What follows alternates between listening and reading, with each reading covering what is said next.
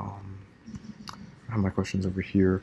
Cool. So the first one would have to be okay. So when setting up, um, wouldn't I go to save as under tool before even starting? What are you trying to do right now? Like um, I might not be working entirely in Zbrush yet, but I did want to kind of memorize or try to memorize some of the tools and what to the basics, if you will. Okay, so file, save as. Yes. So there's two methods. Yeah, this one is correct. There are the ZPRs. You can save that in that format. Or like you were doing before too, you can save that under tool as well as a ZTL. So okay, because every time I hit save as, it just says save tool. Like that. I don't know if you noticed the icon pops up. Yeah, that's fine. Yeah, save tool is totally fine as well. So. Yeah. But where would that go? Like if I hit save tool, or is it saving it within Zbrush itself? As in, if I were like, No, it'll make an external file like it does for your ZPRs. Oh, I'll just have to find it? You just find it, yeah. So just like this window pops up here, it should pop up the same with the ZTLs, and then you just dictate a spot, and then from there you can just locate it and then either load your tool or you do file, open, whichever way you're kind of saving out. I got it. So I just so now that I saved it, would I want to bring in the image before I actually create the shape? Yeah, you could totally do that. I mean, you can have your shape in the scene just to start off with, or the other way around. So let's bring in a random shape first. If you want, you can even just click on that sphere 3D. Okay. Now, how would I now say for instance if I wanted to work because I know that we're supposed to use these spheres, and I think the other one is a Dynamesh. Okay, so if I wanted to start with a Dynamesh, after I pull this object up, would I go to where would I locate the Dynamesh? Is it up here or is it under different motion? It's under a different menu, but it's in that same listing that you have there. It's actually under geometry. Now, first thing we want to do is let's turn on edit, so that way you're editing the live model. And then the other thing we want to do is we want to hit make polymesh 3D. Okay. And that's going to convert it to a 3D object, so you can start refining the shape. Let me just. I actually forgot to pull out my tablet and pen, which is usually the best device. In some cases. Okay, so now that I have this pulled up and we made it a 3D object, would I then bring in my image? So you can, yeah, definitely. So there's a couple ways to go about it, but what we're going to do is we'll do it through the floor plane. So if you go up to the very top right here, under floor, I'm just going to activate that, and then your other grids will activate when you throw in your images. So if you want to throw in your other images, go to the draw menu up on the top left. Which is, no, that's not it. It's right here. Yes, there you go. Underneath. Now, is it the front back? There you go. So front, back, left, right, those are going to be your images, and those will correspond to the name. So map 1 is front, map 2 is back, map 1 for the left and right menu is left, right, so, let's see. Cool. Okay, so this is now. What am I moving exactly? Am I moving my? You're moving your camera whenever you're navigating around Zbrush. You're not moving the model. You never really want to move the model too much because you're going to break your symmetry if you do. So always try to move the image to try to better match where the position of the model is versus the other. Is it command? That I hold down in order to zoom out, or is it option? Yeah, command and right click. You might not have it mapped. It's one of those little buttons that you have there. Yeah. If not, we can map them. But if you want, just for a quick thing, if you just even click and hold that Zoom 3D button, that'll let you zoom in and out of your mesh as well. Okay. All these three buttons here on the right are the same functionalities that are your hotkeys.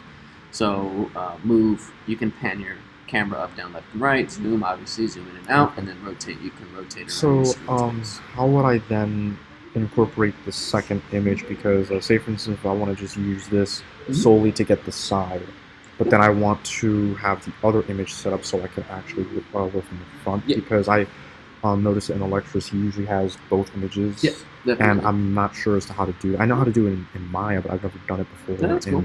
Yeah, ZBrush. so for here, let's manipulate your background image first before we do the other side. So go up to Draw again. Okay, so...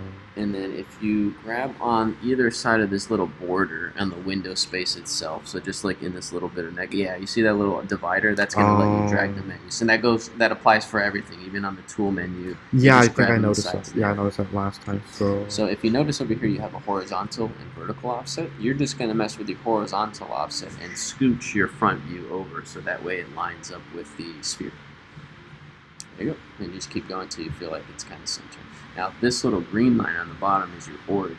This is your symmetry spot. So you can try to line it up as close as you can to that. So, where would I then, how would I go about incorporating the second image? So that way I could, would it be under Draw again? Yes, so under Draw, same setup there, but instead of front and back, what you're going to do is you're going to go to your left and right.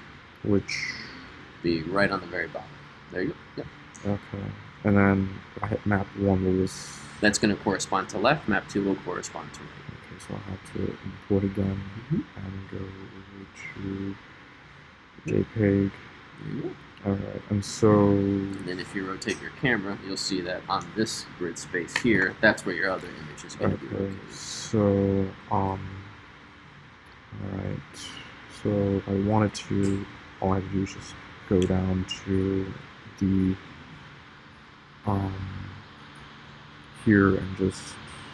Yeah, you can offset it. Now, again, it's only affecting this. It's not affecting this back one because this is your front and back image. This one over here is your left and right. Wait a minute. So... That one's the one you want there. Yep. This main image? Yep. Okay, so... so that's your left view, the other one's your front view. So that way everything is kind of tilted. I don't know if you notice it seems the same. How would I align it so it looks... Yeah. How do I get it? When you want to snap to like an orthographic or get it perfectly flat, rotate your camera a little bit and then hold Shift. And it locks it in place. Now you don't want to hold Shift prior to you rotating because it's going to think you're activating the smooth brush. So again, my rule of thumb is like rotate about 3/4 in the direction that you want, and then hold Shift, and then it will go ahead and snap it into that specific orthographic. Okay, so and so going back to the questions that I have. The first one I think I had was the having to do with like symmetry. Yeah. If I'm not mistaken, X is the hotkey to turn it on and off. But if I were to say, where would I go to find it? Because I think the first time you showed it to me, it was under one of these, you know, preferences. I think so is it on my side or is it in the top menu? It's under Transform. So we're on the right side there, on the very bottom of your listing here. There's your Activate Symmetry. Here. Yep. And then when you click it, it's automatically set to X.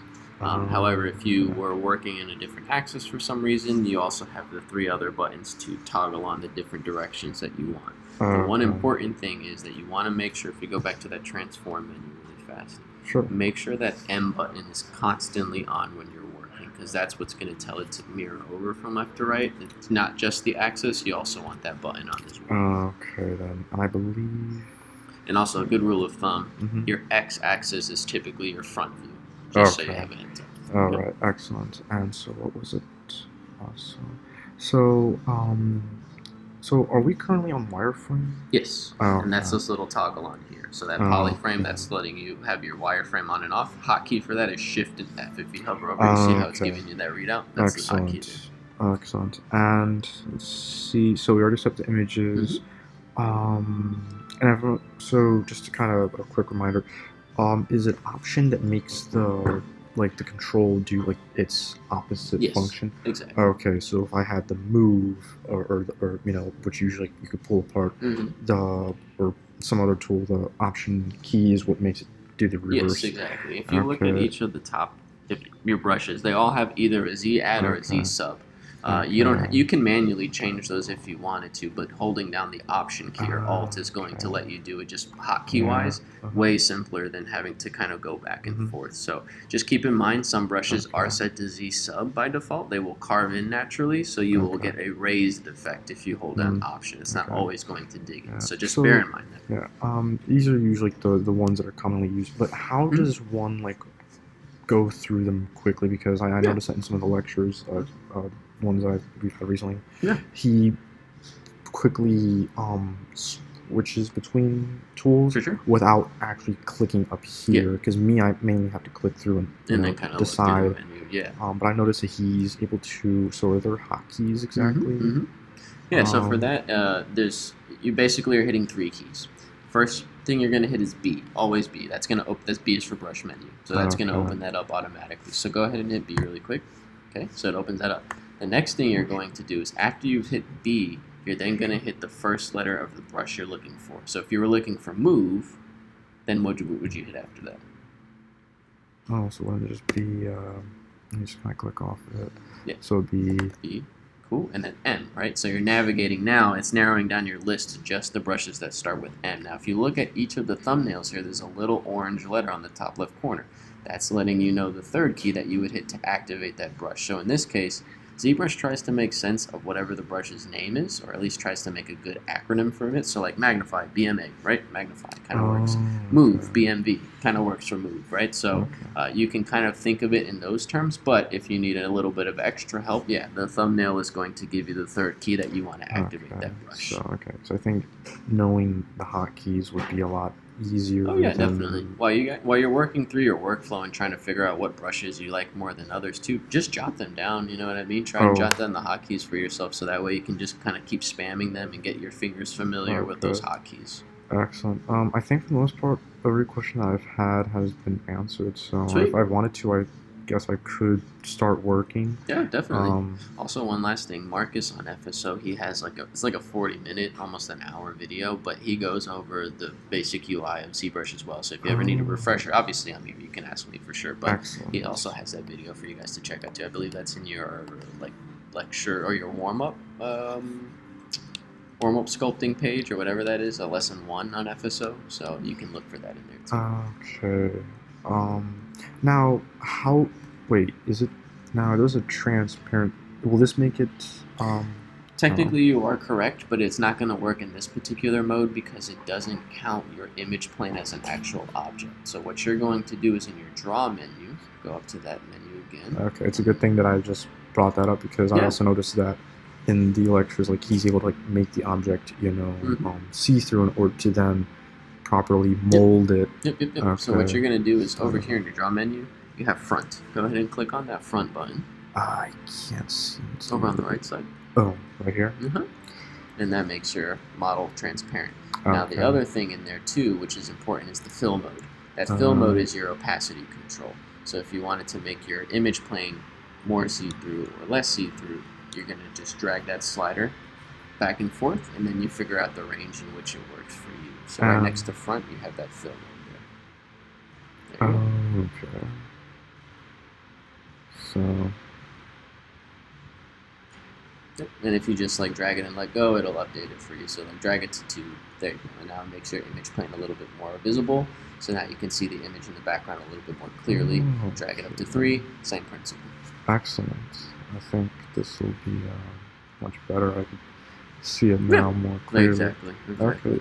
Now this transparency here, just so I can give you a little heads up, that is going to work if you have multiple pieces in your scene. So technically you don't need to have it on now, but let's say you worked on your head separately from your body, then you can have your transparency on, and that would let you see through each of the pieces. Okay, I see. Alrighty then. So now wait a minute. This is currently is this a Dynamesh? Not yet. So that's a good point. So in your geometry menu is where your Dynamesh is located. Okay. And over here you have your Dynamesh menu. Now you're going to just toggle on the big Dynamesh button there. Just click and activate it, and now your mesh has Dynamesh applied to it. Okay. If you want to continuously use Dynamesh, the hotkey is to just hold Control, drag a box in the negative space after you've made a change to your mesh. So if you've pulled out arms or you've shaped it to the body and you feel like, okay, it's too stretched, maybe I need to kind of evenly distribute my topology a little bit better, Control, drag a box, and then that will go ahead and let you re-Dynamesh it. So you don't have to keep turning that button on and off, you just use the hotkey. Okay. As for, how do I make this dark again? Just turn your fill mode down. Okay. There you go. And for the sphere itself, because it's still the sphere is still transparent. Yeah. So you just turn off front, and then that will get rid of the effects there. You can hit Shift and F, and that will turn off your wireframe, so you just see with the sphere without the actual wireframe coloration. There you go. Okay. So, and you said that in, like, if I were to say pulling apart, that's what pulling apart. Wouldn't I just hit Shift? What is it? Command. Yep. Command drag a box, and that would update it for you. Yeah. So there's no changes on it now. That's why it's not doing anything. Okay. But if you pulled out arms, you pulled out your head. And this resolution, this is going to basically be. That's your quality control. So you can keep it at 128 for the most part for now while you're blocking in your shapes.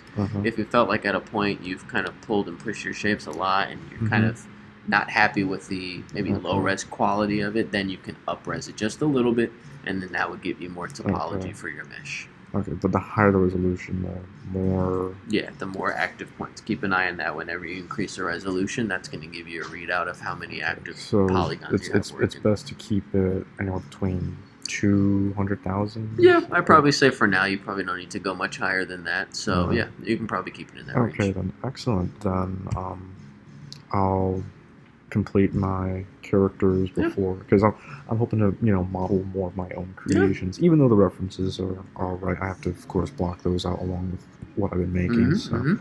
Okay, then I'll most likely be exiting that and listening to this audio again and going back. Yeah, for sure, man. Okay, because I think this is for me. It's a much better way of taking notes. Understandable. Because I'm, of course, a visual learner. Yeah, totally fine. Excellent. Man. Cool. If you got more questions, you let me know. Will do.